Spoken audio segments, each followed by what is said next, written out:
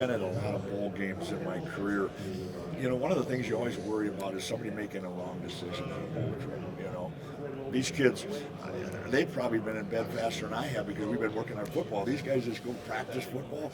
They have fun with each other. I mean, they're so close, and they do so many things together that it's just great to see that, and that's what you kind of hope for, and that's where they are. In terms of an organization, what's it been like working with the Fiesta Bowl and being hosted here in the desert? Oh, great! It's first class. I mean, it's first class. This is a great bowl game. I mentioned I'd been here two other times besides this. And this is great. This is a great bowl game. Coach, when you watch film, you see what Clemson's receivers look like. Is there like a team in the Big Ten that you guys have faced that kind of remind you of? Yeah, I mean they're as good a receivers as we've played against. And one thing down the stretch in the Big Ten, we played against some pretty good receivers too. Penn State had some great receivers. The team up north had some great receivers. I mean, Wisconsin had a great receiver, and so, one thing, the people we play, you're going to play against some really good ones. This team has really, really good receivers. So, like, when you're game planning for guys who are 6'4" and not necessarily 6 foot, what's like kind of the conversation on, like, how to game plan? What are you telling your cornerbacks basically how to handle this? Well, I mean, you got to change up your technique. You can't do the same technique every time on him. I mean, if you try to press him every second, and then pretty soon he's going to figure that out. He's going to get to you. But you have to change up your technique, and you've got to have different types of coverages that you play. You're not in the same one all the time. How would you describe what Chase Young means to your defense? Well, Chase Young, first of all, I'm going to say it again. His character is impeccable. I mean, he's an outstanding young man. Okay, he's the kind of guy, like, when you walk in a room, you kind of smile because he's just like a guy that maybe it's his first day of playing. All of a sudden he's done all that he's done, but you don't know that. And then what he does in the meeting room, what he does preparing, and then what he does on the field. I mean, he's special. Is he the best player you've ever coached? Yeah, I mean, I would say he's really, really good now. Really, really good. How do you game plan for a quarterback like Trevor Lawrence? A mobile quarterback like that who has a really strong arm. Well, yeah, I mean, obviously you have to know that he can do a number of things. He can throw it tremendously, but he also can run, and he also has a really good running back. And so he's got a lot of things that you have to, So we have to do a great job of having some variation. We got to do a great job, as I mentioned earlier, that keeping that ball inside and in front. On a team like this, they're going to complete some passes. They're going to gain some yardage, but you can't give them the big ones. And that's been our theme all year. So we got to continue to do that. What's your relationship with Coach Day, based on the fact that he has such an offensive background, and does he lean on you basically to just run the defense? Well, he's tremendous. He's a great head coach. I'm just telling you, he's done a tremendous job as a head coach, and he has a philosophy that it's the power of the unit. That every unit, linebackers, D-line, secondary, offensive line, all coaches there have to do their job. And when you have 9 units all working together, then you have something special. And he's a very, very strong believer in that, and he's done a phenomenal job. Greg, what do you think of the progress that Josh Proctor's made this year? I know he's been banged up a little bit, but it seems like when he is out there, he's impacting the game. Yeah, he's a tremendous athlete, and he's been banged up. He's had a little bit of a shoulder and that, but his future is really, really up there. And he's worked, again, he's another young man that's worked extremely hard, comes in every day, and he's going to be a really, really great player. What's his range like if he's the guy who's back there playing that deep middle spot? Yeah, he can really run. I mean, he can run he can really run. Unbelievable range. How's he track the ball? Really well. Yeah, really well. He's special. There were guys, this is a lofty comparison, I know you weren't around when he was here, I don't know how much you saw of Malik Booker, but Josh's teammates were comparing him to Malik. That's what they were saying. Somebody said that to me on the sideline one time. Maybe it was Mickey said it. That he said, this guy here is like, well, I knew how good Hooker was, and they said, this guy here might be the exact same thing, might even have a little more range.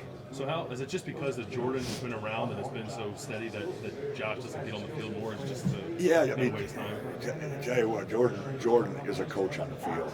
Jordan is so intelligent. He does such a great job of getting everybody lined up and making sure all the checks and that's been a big thing for us. Again, when you don't blow coverages and everybody's where they're supposed to be, now you have a chance of making sure that it does stay inside and in front. You know, we keep going back to that, but football in college nowadays is about big plays. Our offense is as good as there is about getting big plays. A lot of times when you get big plays, somebody's not where they're supposed to be. And Jordan does a phenomenal job of making sure everybody's where they're supposed to be. When you look at Trevor Lawrence, is there a quarterback maybe at the NFL level or someone you've seen before that he reminds you of? Not really. I mean, not really. I mean, he's that kind of quarterback, though. I mean, he's just like I said, 6 foot something, see the whole field, has a great arm, and has the ability to run. That's a pretty good package, you know. And the other thing that he's impressed me is I don't think he's afraid to take it to somebody either. You know, I think he's special. He's really good. I'm sure there's very long, very receivers. How vital is he in terms of your game plan and stopping him? It always starts there.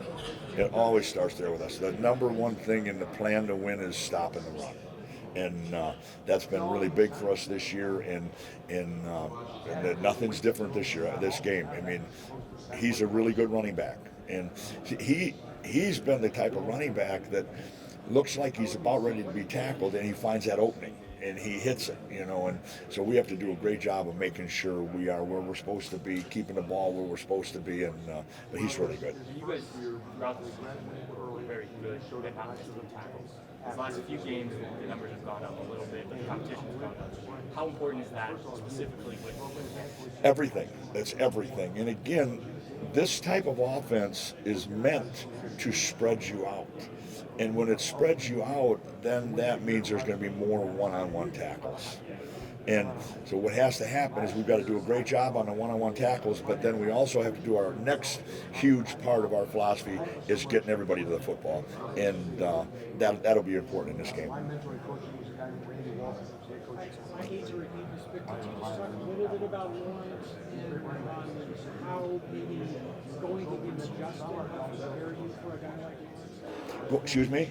Well, going against Trevor Lawrence. Oh, yeah. How maybe having Justin on your side helps prepare you for They're both really good. Yeah, that's the thing. I mean, you know, every day when you go against Justin, you're going against a great player. So you can't be lazy. You can't do things you aren't supposed to do, or he's gonna hit you on it. He's gonna get you. You know, either running it or throwing it. And Lawrence is the same way. You know, he's the same way. And so, you know, just having, like, sometimes you go where you don't go against a great quarterback, and then you get into the game and you're kind of went, oh, this guy's really good. Well, we see it every day. So it does prepare us. What specifically about Lawrence stands out? I know some people don't give him credit for his legs as much as...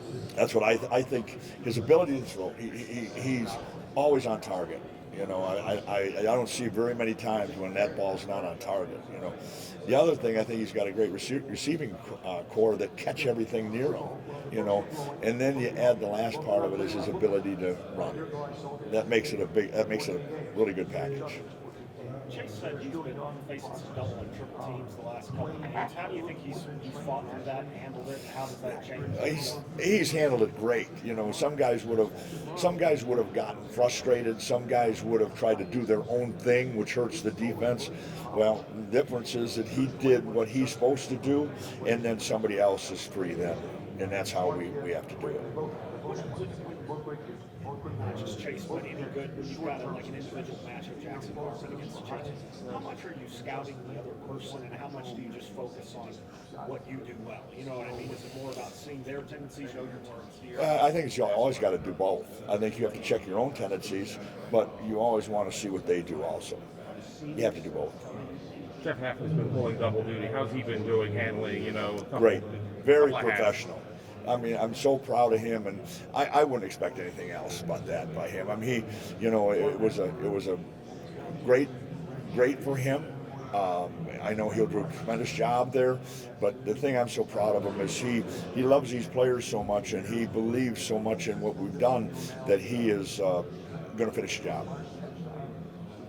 Why do you act like Travis Etienne? Is it his breakaway speed when he hits a hole, or is it his yards after contact that makes him more dangerous? Who's that? With Travis Etienne, what's more difficult, his breakaway speed when he hits a hole, or yards after I think contact? both. I think the thing, his ability to act like there's not a hole there, and all of a sudden he finds it and hits it downhill. I think that really that makes him special. And then his breakaway too. I mean, a lot of guys can do that, but they get caught. I haven't seen him get caught very often. What's the most dangerous aspect of Clemson's offense, in your opinion? I still think it's stopping the run. I think, and that'll always be the case for us. But I think they have a very good running attack. They've got a good offensive line, and if you let a team run it when they want to run it, and then throw it like this, then you're going to ask for problems. And our philosophy has always been stop the run first, and then the rest of it you got to do. But I think stopping the run. Jeff Okudah mentioned that when he came in,